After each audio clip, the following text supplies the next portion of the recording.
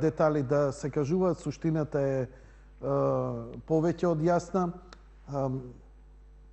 Јас само ќе се надоврзам. Преагресивно станува, преопасно е. Не само за пешаците, станува и за возачите.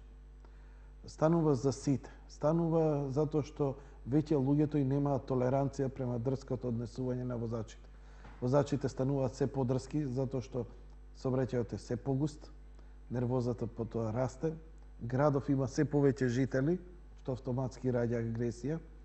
Тоа секако го знаете, колку повеќе жители, толку повеќе криминалки има. Тоа е нормална појава и тоа е колку погусто живееме, дотолку е поголема агресивноста меѓу луѓето. Крајното невоспитание,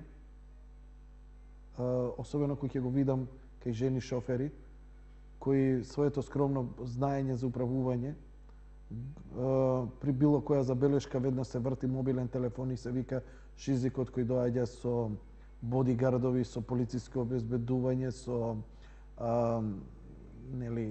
агенциско обезбедување и така натаму, недопирливите дами кои се им е дозволено, слободно, кои не застануваат ни на пешачки.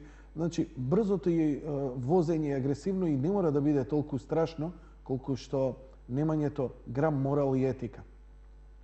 Од 10 шофери, 4-5 нема да ти застанат на... Скоро 4-5 нема да ти застанат на пешачки премин. Од нив, едно е машко, другите се женски. Страшен е процентот. Ја не знам што е тоа кај жените, ја не можам да го разберам тоа.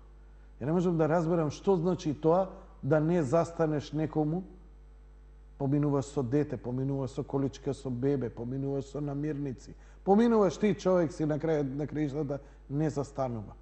Не застанува едноставно. Не те погледнува, не те става у перцепција. И ако дојде до некакво чукнување, нема извини ово, она врти мобилниот и се вика говедото. Нели? Бидејќи разбирливо е така, кој има грб и тој му е речено, ич не се секирај што треба, ја ќе ти се јавам. И таа има license to kill. Значи, дали ќе вози 20 или 200, не е се едно. Нема емпатија спрема тоа, значи вие сте нешто што како игра на компјутер. Ако ве прегази, никому ништо.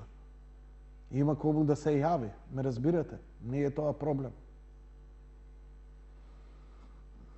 Каде брзаат? Не брзаат, фолирање е тоа. Тоа е типично скопско фолирање. Као нешто имам работа. Тој што брза, ќе ви кажам, тој што стварно брза, ќе седне у такси. Ја кога брзам, не седнувам во кола. Ја кога брзам, седнувам во такси. Затоа што можам да му барам немо, побрзо и кога брзам, нели, не мислам кај ќе оставам колата.